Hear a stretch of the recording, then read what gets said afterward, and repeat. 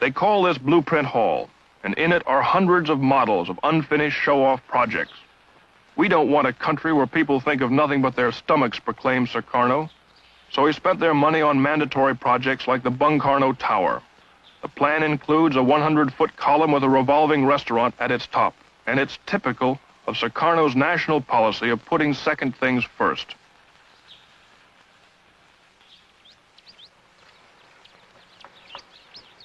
This is as far as the monument got before the money ran out. It's reported the Viennese architect who designed the tower got $700,000 for his plans and was decorated with a hero's medal by the president. All in all, this cost about $1 million. Another expensive fantasy was CONIFO, Conference of New Emerging Forces, a sort of United Nations of the anti-imperialist world with Sukarno as its leader. Here it stands. Red China backed the project, expecting to dominate it. She also used packing cases for construction materials to smuggle guns to Indonesia's Communist Party. It was to cost $16 million. Since the coup, work has stopped, the Chinese are out, and $10 million have gone down this drain.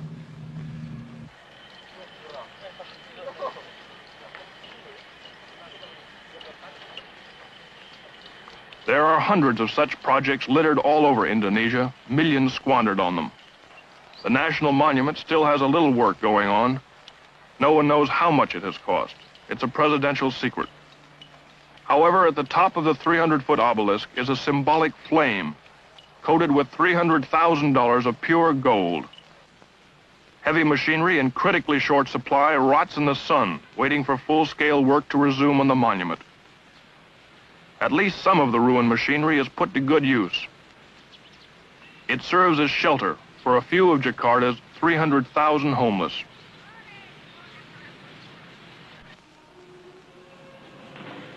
One gaudy Sukarno project actually finished is the Bali Beach Hotel.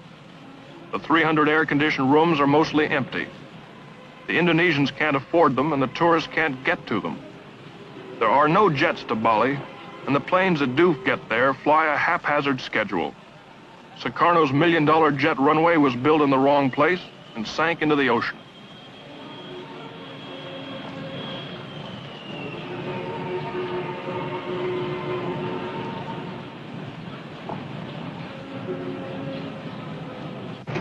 The word Tavip on the bus is a Sukarno slogan meaning live dangerously, and getting off this morning is Sanusi, head of Indonesia's Bureau of Government Agricultural Statistics. It's not every day he can get a bus ride home. Jakarta, a city of 4 million, has only 60 city buses that still work. Sanusi is going home as usual with his dole of U.S. aid rice after a couple of hours in the office. He has 2 other jobs to attend to. Without his cookie business and dry goods hustling, his family would starve. His life, like the city around him, is desperate. Jakarta's canals are open sewers. Smallpox has been epidemic. More than half the city has no electricity, and the cost of living has risen 2,000% in the last year. To live at all is to live dangerously.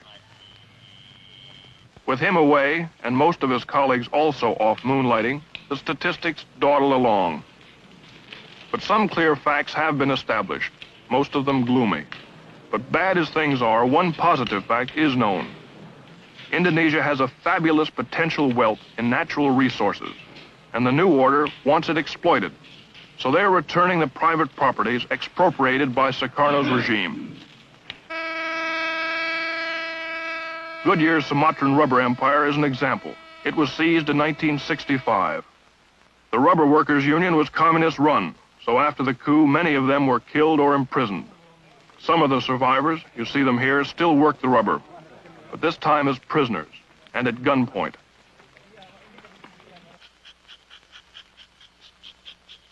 When the government ran things, they enlarged the staff, built houses and schools, and raised wages. Although production remained about the same, operating costs quadrupled. Profits went out the window, and with them, a vital source of export revenue vanished. The new order wants Goodyear back, and they, like dozens of other foreign capitalists, are anxious to return, because the wealth is there, not just rubber, but oil, tin, lumber, spice, almost everything.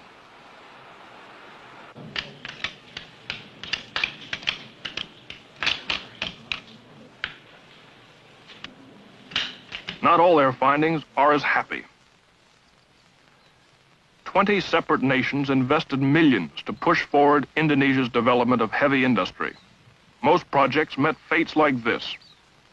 This is what's left of a Russian-sponsored steel mill.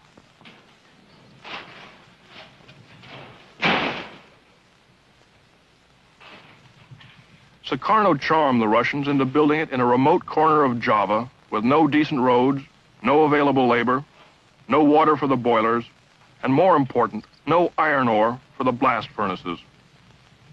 It's abandoned now, the expensive machinery rusting away. What it amounts to was a $36 million misunderstanding.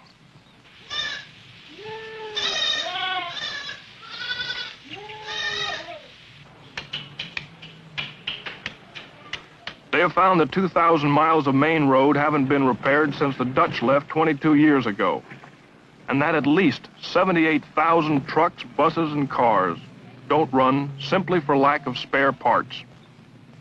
This keeps food from the cities, produce from the ports. The country is bankrupt. They now know how badly.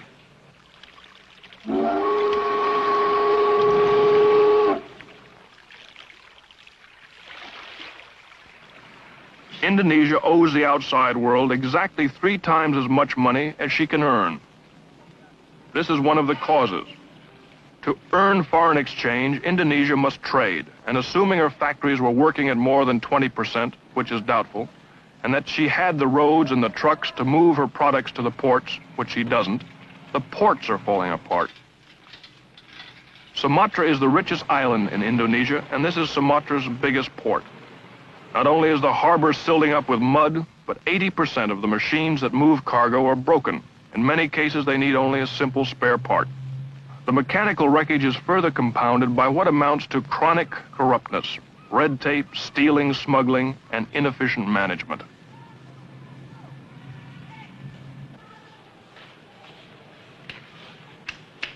Based on all this, the World Bank says Indonesia needs $300 million in emergency aid now, just to hold its own.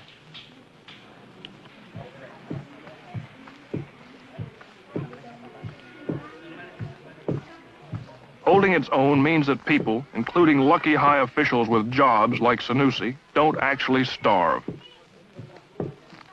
Holding its own means that the 21 people that live in Sanusi's 4-room house aren't evicted because he can't meet the $2 monthly rent. It means that his oldest son can still get enough rice to pound into flour for their cookie business.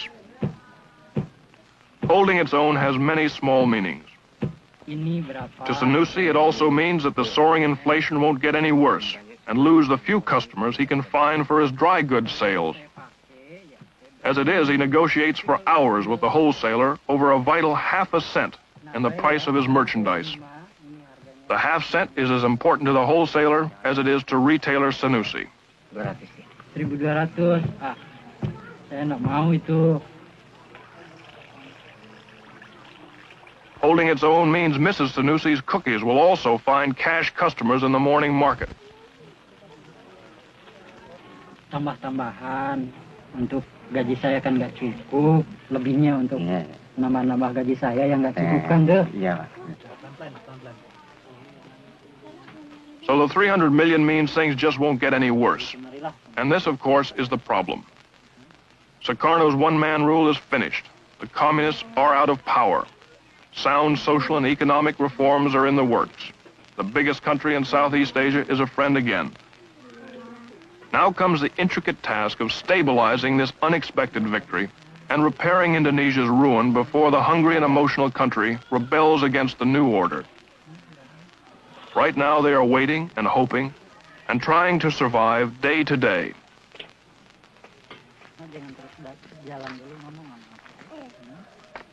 Sanusi's worry this morning is simply whether his son can sell all the cookies and turn a 10-cent profit.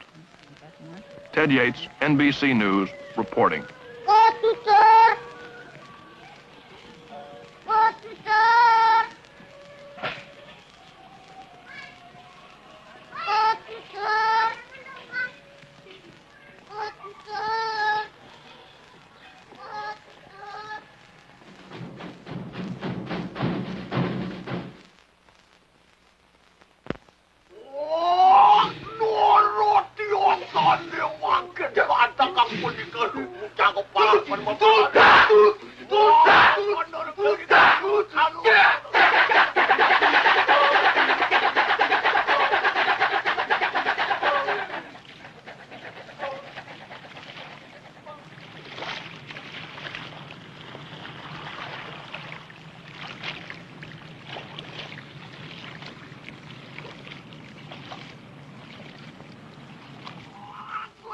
Sidang orang yang kepemerajaan pajak yang diminta